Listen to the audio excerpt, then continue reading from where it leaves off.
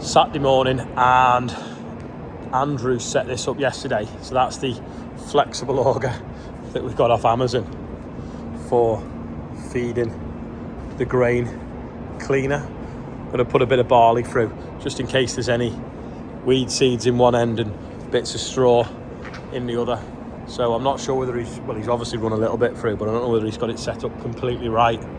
But you could dive that in the trailer. So what we might do is clean it and then put it back into the trailer. And when we go to the field, we can take the auger with us, put it in the trailer, take the little Jenny, because it only plugs in with electrics, and use that then to fill the drill as a drill filler. If it really works well, we could even get another one of them and convert it to hydraulics, because it's so light and flexible. But that's it, set up in the shed now. And I've just been looking at that tractor. It's nice and clean in the back. Just been looking at the drill. So our drill, I think, is on 25 centimetre row spacings. We might grow some maize either for forage harvesting or for combining. So we're having a look at, if we blocked every other spout off, it'd give us a 50 centimetre row spacing. If we blocked every other one off, it'd give us 75 centimetre row spacing, which is what some people grow maize on.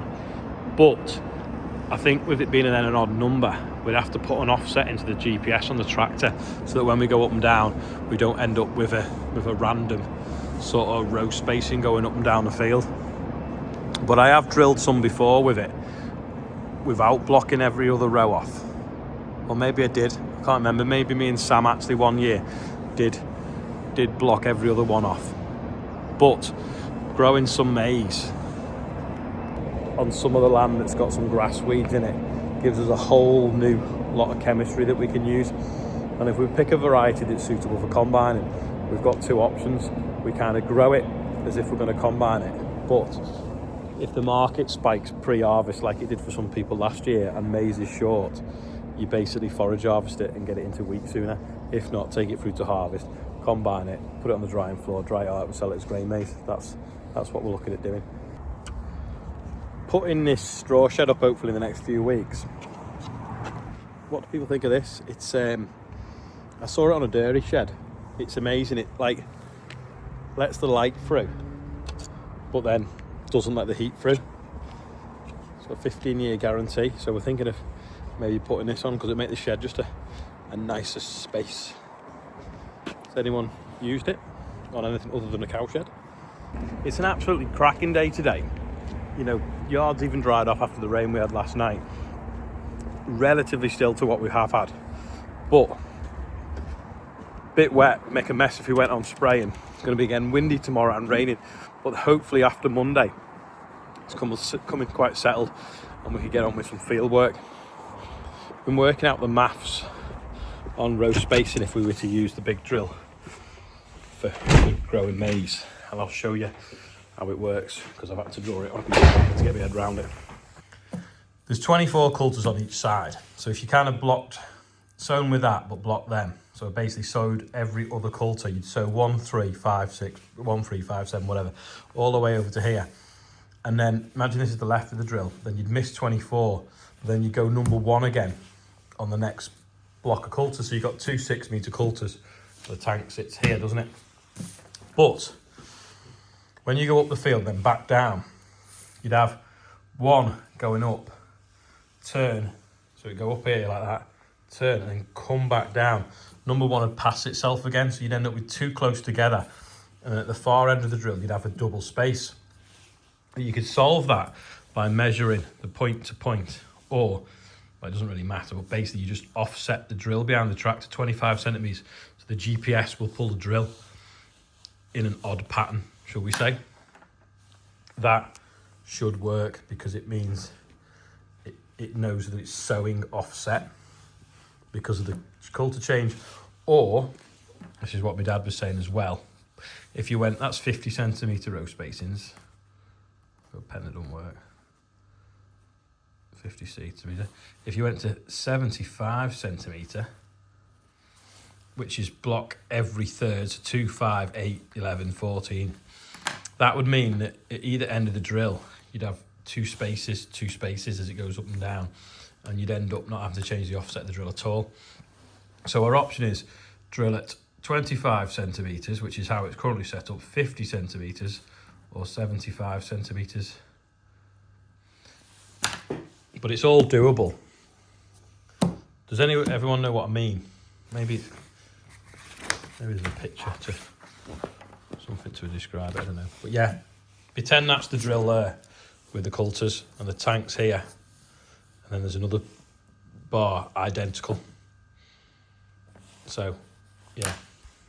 I think I've explained that correctly, but if you imagine the drill's 12 metres, it's actually not, because it's missing 12.5 centimetres short each side.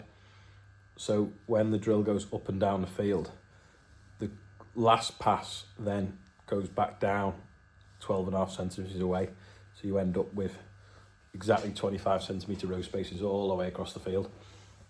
But of course, when you start messing around, so some coulters aren't sown and some aren't, unless there's an odd number, you then end up with a different gap at the end of the drill. We've done it once with the Claydon, actually. The Claydon, I think, is 19 coulters on 6 metres. So if you block every other one on that, you then just change the width of the drill on the GPS to, I think, something like a 6.25 metre drill, and then you could end up then with about a 60 centimetre row spacing. But yeah, growing maize, whether for foraging or for combining, could be a good option because the grain price at the moment is pretty rubbish. The only thing is, for growing maize, you have got to really pound the soil, especially in them rows, because it's such a lazy rooter. You nearly have to work it like you're growing potatoes. Then if it comes really wet in the autumn, you can make a mess either combining it or getting it off with the trailers. Yeah, I'll show you on here so it makes more sense. You've got 1 to 24, then when that folds round, you've got 1 to 24 the other way. So if you blocked every other one, you'd end up with exactly the right gap between one to the other, if that makes sense, because there's an even number. So you'd end up with one spur, but then when you start on the next one, so say that end one was drilling here, that one, and you block that, drill with that, block that, drill with that, all the way over. So it means that this end one drills and that one doesn't. But then when it folds out, the bank off the other side would then drill. So you'd have 50, 50, 50, 50. But of course, when you went up the field, you would end up with the drill not drilling on that end coulter there, but drilling on that one. So that's why you need to pull it slightly offset. But the nice advantage of using that drill for drilling the maize rather than the Claydon is we can fill the tanks with different fertilisers and meter it through this small hopper, or put the seed in one hopper here and use fertiliser in the other, or micronutrients or anything like that. You don't get the precision within the row, which can say to an increase in yield, but you've got to have the perfect season for stuff like that to actually start to come into account, I would reckon. And we're doing a little bit of reading up. I mean, even some on the farming forum, it's amazing how people have had such varying yields, whether they've used the kitchen sink at it or they've just thrown it in the ground with what you would call a conventional drill.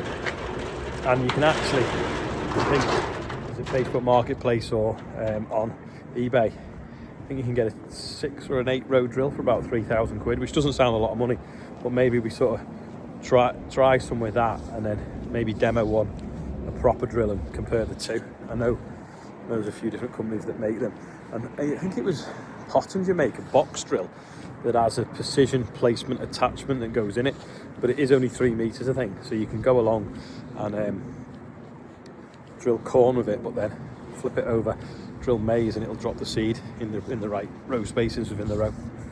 But we'll see, we'll try it. We have grown in the past, but never for sort of to take through to the combine. Where did I go on Thursday? I went somewhere and left Morgan finishing this off, but it doesn't look a lot different actually. I know he was making these brackets. Oh, he's welding them on. They were only tacked on, weren't they? So yeah, he wasn't in Friday, so it's not a lot different.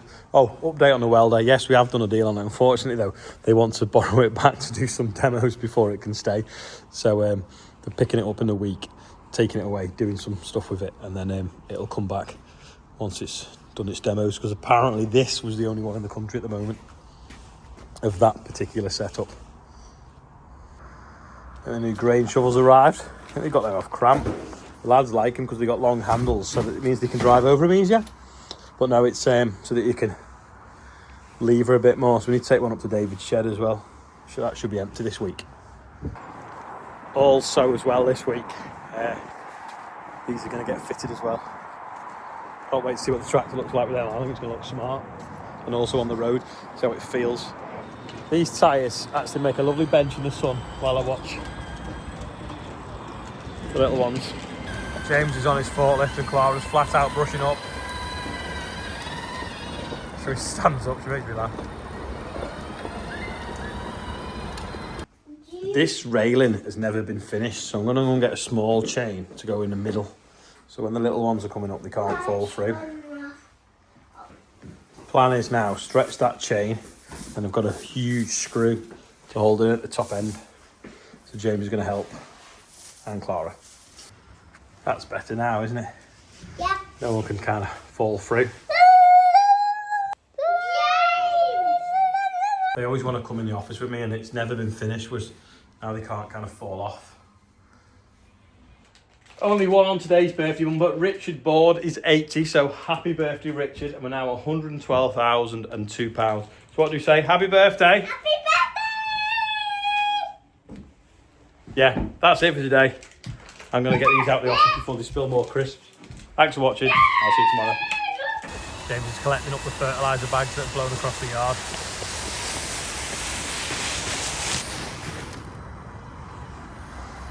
Clara's brushing the soil down the grid.